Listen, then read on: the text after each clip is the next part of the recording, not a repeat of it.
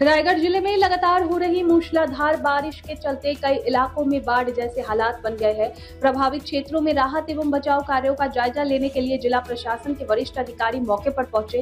जिला अधिकारी किशन जावले, पुलिस अधीक्षक आंचल दलाल और जिला परिषद की मुख्य कार्यकारी अधिकारी डॉक्टर नेहा भोसले ने पेन तालुका के कणे गांव सहित बाढ़ प्रभावित क्षेत्रों का दौरा किया। अधिकारियों ने जलभराव वाले इलाकों का निरीक्षण कर स्थानीय लोगों से बातचीत की और उनकी समस्याओं या आवश्यकताओं की जानकारी ली। उन्होंने संबंधित विभागों को राहत एवं बचाव कार्य तेजी करने तथा प्रभावित परिवारों को हर संभव सहायता उपलब्ध कराने के निर्देश दिए। जिलाधिकारी ने कहा कि नागरिकों की सुरक्षा प्रशासन की सर्वोच्च प्राथमिकता है। वहीं पुलिस अधीक्षक ने बताया कि पुलिस, आपदा प्रबंधन दल और अन्य एजेंसियां 24 घंटे सतर्क है। प्रशासन ने लोगों से जलभराव वाले क्षेत्रों से दूर रहने, अफवाहों पर ध्यान न देने और केवल आधिकारिक निर्देशों का पालन करने की अपील की।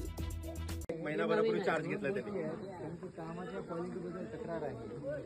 कामाच्या क्वालिटीबद्दल आम्ही एन्क्वायरी करण्यासाठी एक टीम अपॉइंट करतो, बाटूची टीम देतो आपण करून। त्यांनी जर सांगितलं की काम जे काही कमीपणा करत असेल तर ते तुम्हाला रेक्टिफाय करून घाला त्याचं म्हणजे कॉन्ट्रॅक्ट करून हा लक्षात घ्या। ते काम क्वालिटी झालं पाहिजे। कामामध्ये क्वालिटीमध्ये अजिबात कॉम्प्रोमाइज करायचं नाही।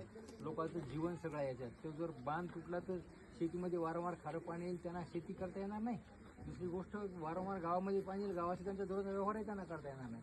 त्याच्यामुळे काम जे बांधायचं ते एकदम मजबूत झालं पाहिजे आणि ज्याच्यात जर काही अगोदरच्या कामामध्ये काही कमतरता असतील, काही काम जर त्यांनी खराब केलं असेल तर त्या कॉन्ट्रॅक्टवरती कारवाई झाली पाहिजे। स्पष्ट आहे।